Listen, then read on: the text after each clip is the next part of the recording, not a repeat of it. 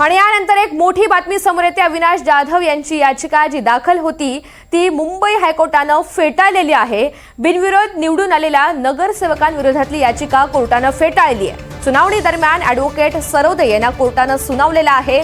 तर अविनाश जाधव यांनी आक्षेप घेत ही याचिका दाखल केलेली होती। मुंबई हायकोर्टाने मात्र ही याचिका फेटाळून लावलेली आहे। बिनविरोध निवडून आलेल्या नगरसेवकांच्या विरोधातली ही याचिका होती।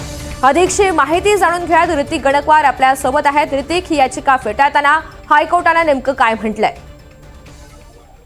नक्कीच ऋतुजा, आपण बघतोय की मुद्दा हा होता की अनेक नगरसेवक जे आहेत ते अगोदरच बिनविरोध निवडून आलेले आहेत आणि हे बिनविरोध निवडून येताना पण त्यांनी दबाव टाकला, पैसे दिलं, आमिष दिलं, अशा पद्धतीचा आरोप जो आहे तो अविनाश जाधव यांनी केलेला होता आणि ते अशा प्रकारे बिनविरोध निवडून येऊ शकत नाही, त्यामुळे आम्ही कोर्टात धाव घेतोय अशा पद्धतीची जी भूमिका होती ती मनसेने घेतल्याचं आपल्याला पाहायला मिळत होती। मनसेनं कोर्टामध्ये आपली जी याचिका आहे ती टाकलेली होती, त्यावरती आज आपण बघतोय की सुनावणी होण्यास सुरुवात झालेली होती। असीम सरोदे जे आहेत ते अविनाश जाधव यांची बाजू मांडत होते। मात्र या ठिकाणी आपण बघितलं तर पिटिशन मध्ये जी आपली रीट पिटिशन आहे ती योग्य नसल्याचं कोर्टानं म्हटलेलं आहे आणि त्याशिवाय अविनाश जाधव जे आहेत त्यांचे जे वक्तव्य आहेत त्या वक्तव्यांवरती आता कोर्टानं दंड देखील लावल्याचं पाहायला मिळतं आणि याच सोबत अविनाश जाधव यांनी जी याचिका केलेली आहे ती आम्ही फेटाळत असल्याचं म्हटल्याचं कोर्टानं या ठिकाणी स्पष्ट केलेलं आहे। त्यामुळे कुठेतरी मनसेला या ठिकाणी मोठा धक्का मानावा लागेल, कारण की अनेक जे नगरसेवक आहेत ते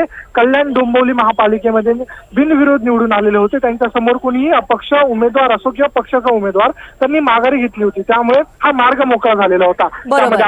आणि त्यामुळे मनसेसाठी हा धक्का मानला जातोय। ऋतिक, धन्यवाद सविस्तर माहितीसाठी।